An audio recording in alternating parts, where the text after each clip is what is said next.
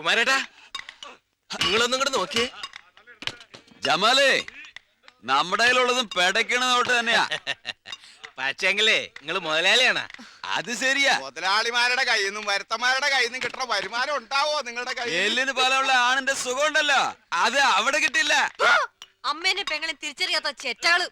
എടിയടി, തുപ്പലും ചീറ്റിലൊക്കെ നിന്റെ വീടിന്റെ മുറ്റത്ത് ഇവിടെ വന്ന് കളിച്ചാൽ മോളെ കളി പഠിക്കും. നിന്റെ അമ്മയോട് പോയി പറയടാ.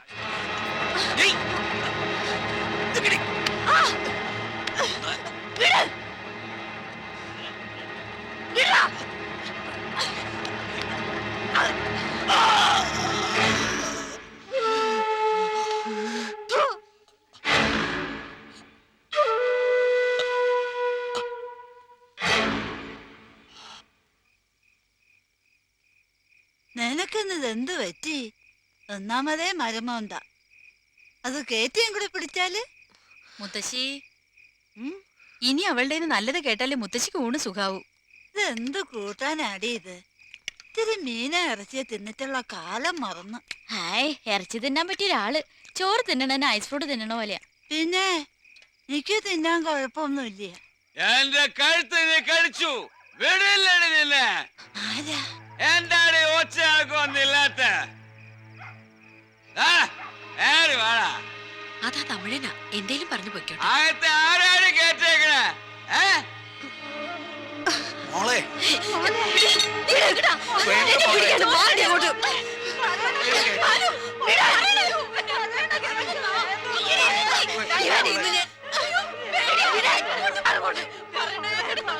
മറുപടി പറഞ്ഞില്ലെങ്കിൽ ഇനി ഇവനൊക്കെ ഈ വീടിന്റെ ഉള്ളിൽ കയറും.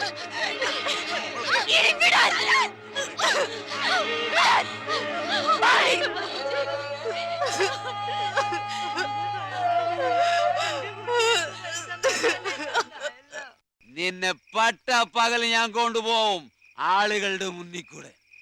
എന്നിട്ട് എന്റെ ചേച്ചി കിട്ടിയതുപോലെ കൊച്ചിനെ ഉണ്ടാക്കി തരും. ചെവിയിൽ നുള്ളിക്കോ പേഴ്സണായ മക്കളെ.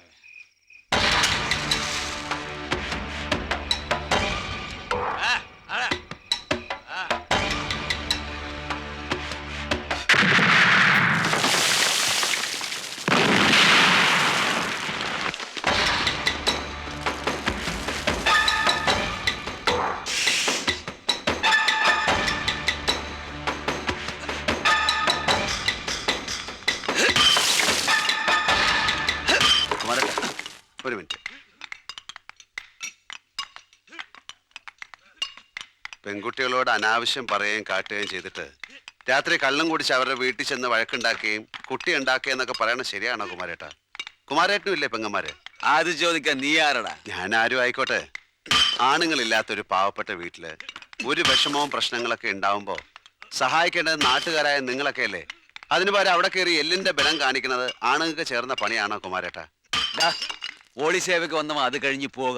നാട്ടാരോ ഉമ്മാക്കി കാട്ടി പേടിപ്പിക്കാൻ വന്ന പോലെ തിരിച്ചു പോകില്ല. കുമാരൻ നിനക്കറിയില്ല? അറിയില്ല. ഞാൻ വന്നിട്ട് 2-3 ദിവസമായുള്ളൂ. ചില രാജകുമാരന്മാരെ വിശ്വാസം കണ്ടിട്ടുണ്ട്. മര്യാദക്ക് പറയുമ്പോ മുട്ടാപ്പൊക്കെ കാട്ടരുത്. വേണ്ട വേണ്ട വേണ്ട, നിങ്ങൾ ഇടപെടണ്ട. ഒന്നും ചെയ്യില്ല കുമാരേട്ടാ. എന്റെ കഴുത്ത് വേദനിക്കുന്നു. കഴുത്ത് വിട. കളിച്ചോ കൊന്നുകളയും പന്നി.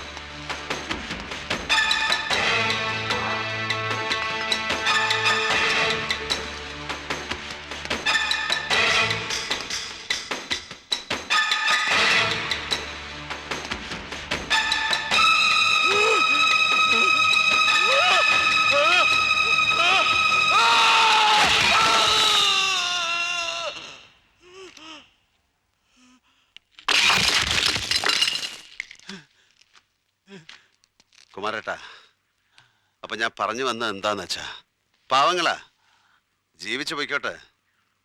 അവരെ ആരും സഹായിക്കണ്ട, പക്ഷേ ഉപദ്രവിക്കരുത്.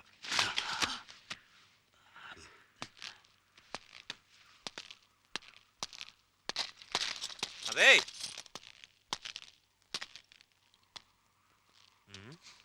ദാമുവിന്റെ ചങ്ങാതി ഒരാൾ വന്നു പറഞ്ഞു കിട്ടും. ആള് ഇത്ര ചുമട്ടനാന്ന് കരുതിയില്ല. ഒരു 2 കൂടി അവിടെ കൊടുക്കായിരുന്നു. അടുത്ത പ്രാവശ്യമായിട്ട്. ചോണക്കുട്ടി.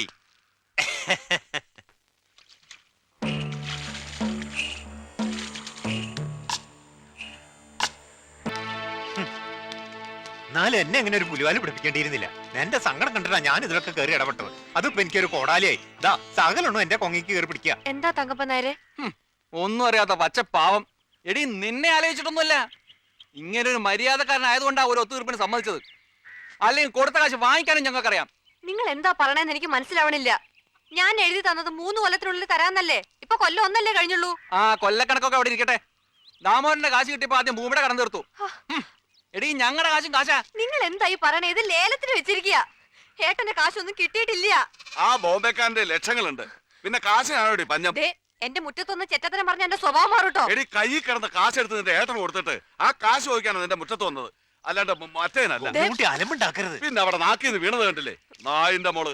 അങ്ങനെ ഇവിടെ ചെല്ലു ചുറ്റിപ്പറ്റി നടക്കണുണ്ട്. ഞങ്ങൾക്ക് അതല്ല വേണ്ടത്, ഞങ്ങളുടെ കാശാ. എനിക്കതായാലും മതി. ആ, പട്ടി. എന്താ നീ കാണിക്കണേ? നീ അവരോട് ദേഷ്യപ്പെടാ. അവരോട് സമാധാനമായിട്ട് കാര്യം പറ. നമ്മൾ അവർക്ക് കാശ് കൊടുക്കാനുള്ളതല്ലേ? പിന്നെ അവര് പറയണതോ ഏട്ടന്റെ കാശ് ഞങ്ങക്ക് കിട്ടിയിട്ടില്ല. സൊസൈറ്റിയുടെ കടം തീർത്തു എന്നൊക്കെ പറഞ്ഞത് ആരോ നുണ പറഞ്ഞതാ. നുണയൊന്നും അല്ല, ബാങ്കിന്റെ കടം തീർത്തു. പലിശ അടക്കം 70,285 രൂപ 40 പൈസ. ഇപ്പോഴോ ഞാൻ പറഞ്ഞില്ലേ, പെണ്ണ് വിചാരിച്ച 70,000 അല്ല 70 ലക്ഷം ഉണ്ടാക്കി കൂടെ. ഞങ്ങളുടെ കാശുകൂടി തരാൻ പറയടി. ചേട്ടോ, നാക്കിന് എല്ലില്ല എന്ന് വെച്ച് എന്ത് പുല്ലും പറയണ ശരിയല്ല. അത് പല്ലിന് കേടാ. താൻ ഞങ്ങളെ നശിപ്പിച്ച് നാട്ടിച്ചടങ്ങൂ. ആരോട് ചോദിച്ചിട്ടാ താൻ ഞങ്ങളുടെ കടം വീട്ടിയേ? നിങ്ങളുടെ കടമല്ല, ദാമു ഉണ്ടാക്കിയ കടം. ദാമു പറഞ്ഞു വിട്ടു കടം വീട്ടണം, പണം തന്നു, ഞാൻ വീട്ടി. അല്ല, കാശ് കിട്ടിയാൽ ആദ്യം ഇവരുടെ കടം വിട്ടാന്ന് എഴുതി ഒപ്പിട്ട് കൊടുത്തിട്ടുണ്ട് ഭാനു. അത് ഭാനുമതിയല്ലേ എഴുതി ഒപ്പിട്ട് കൊടുത്തിരിക്കണേ, ദാമു അല്ലല്ലോ. എനിക്ക് ദാമു പറയണ പോലെ ചെയ്യാൻ പറ്റൂ. സോറി.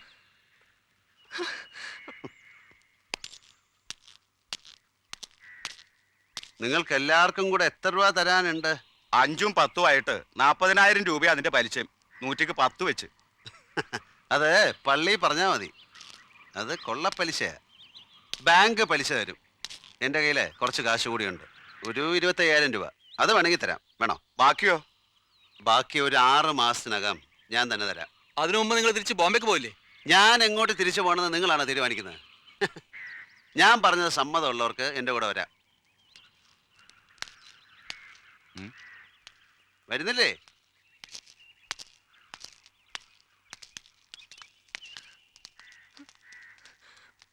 ഇപ്പൊ മനസ്സിലായോ എനക്ക്?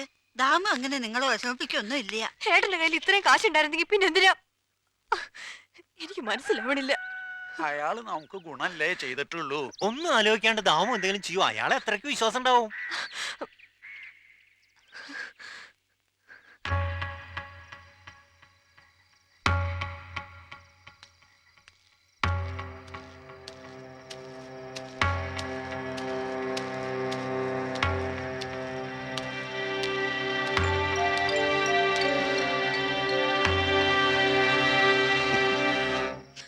നിങ്ങൾ ആരാ? ഇത് ചോദിക്കാനാണോ ചേച്ചി ഈ രാത്രി ഒറ്റയ്ക്ക് ഇങ്ങോട്ട് കയറി വന്ന്? ആ, ഒരു വെട്ടുകത്തി ഉണ്ടെങ്കിൽ പിന്നെ ഒന്നും പേടിക്കാനില്ലെന്നാണോ നമ്മുടെ വിചാരം? ഞാൻ ചോദിച്ചതിന് മറുപടി പറ. ഞാനൊരു മനുഷ്യനാണ്, പേര് വിശ്വനാഥൻ എന്നാണ്. കുട്ടിയുടെ ഏട്ടൻ്റെ മതി കൂട്ടുകാരൻ. ഞങ്ങളെ കളിപ്പിച്ചത്. നിങ്ങൾ പറയുന്നതൊക്കെ നുണയാ. അമ്മ മരിക്കാൻ കിടക്കുമ്പോ മരുന്ന് വാങ്ങാൻ 500 രൂപ തികച്ച് അയച്ചു തരാനില്ലാത്ത ഏട്ടൻ ഇത്രയും പണം തന്നു വിട്ടു അല്ലേ? എന്നിട്ടൊരു കത്ത് പോലും വയ്ക്കാതെ ദുബായിക്ക് പോയി അല്ലേ? സത്യം പറ, നിങ്ങൾ ആരാ? എന്താ നിങ്ങളുടെ ഉദ്ദേശം? ഈ പണം മുഴുവൻ ഞങ്ങൾക്ക് വേണ്ടി ചെലവാക്കുന്നത് എന്തിനാ? ഈശ്വരനെ വിചാരിച്ച് സത്യം പറ. എന്റെ ഏട്ടൻ എവിടെയുണ്ട്?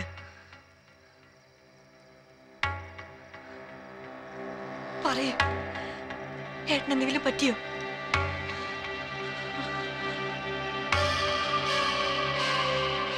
ഒരു അപകടത്തിൽപ്പെട്ട് അയാൾ മരിച്ചുപോയി. ഒരു റോഡ് അപകടത്തിൽ അയാൾ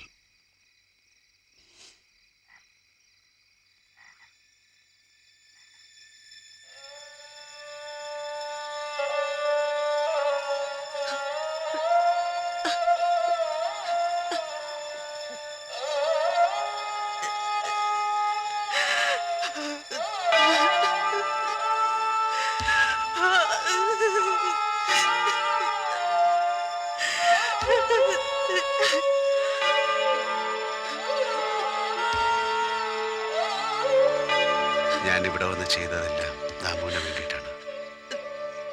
ഞാൻ ചെലവാക്കിയ പണമെല്ലാം അയാളുടെ പണവുമാണ്. അത് എൻ്റെ ഊഹം ശരിയാണെങ്കിൽ അയാൾ എവിടെ നിന്നോ മോഷ്ടിച്ചതാണ് ഇതൊക്കെ. അല്ലാതെ ഇത്രയും കാശുണ്ടാക്കാൻ വേറെ വഴി ഉണ്ടായിട്ടുണ്ടാവില്ല. ഈ പറമ്പ് ലേലം ചെയ്തു പോരുതെന്നും കടങ്ങൾ വീട്ടിനെന്നൊക്കെ അയാൾ ആശിച്ചിട്ടുണ്ടാവും.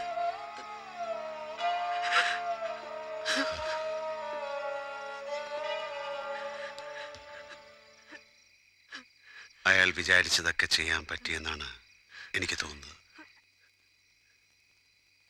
ആരോടെങ്കിലും ഇതൊക്കെ തുറന്ന് പറയണമെന്നുണ്ടായിരുന്നു. ആരോട് എങ്ങനെ പറയുന്നറിയാതെ വിഷമിക്കുകയായിരുന്നു. ഭാനു, അയാളുടെ പാസ്പോർട്ടും ചില സർട്ടിഫിക്കറ്റുകളും കുറച്ച് തുണി സാധനമൊക്കെ എൻ്റെ കയ്യിലുണ്ട്. അത് ഞാൻ ഭാനുവിനെ ഏൽപ്പിക്കട്ടെ?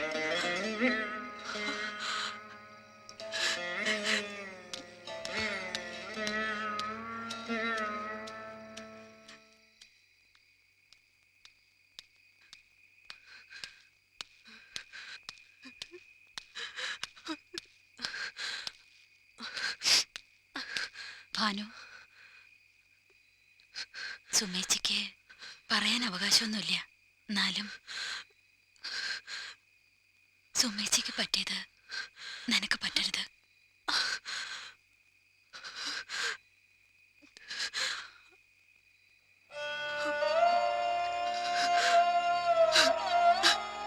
എന്താടി എന്താടി എന്താ എന്താ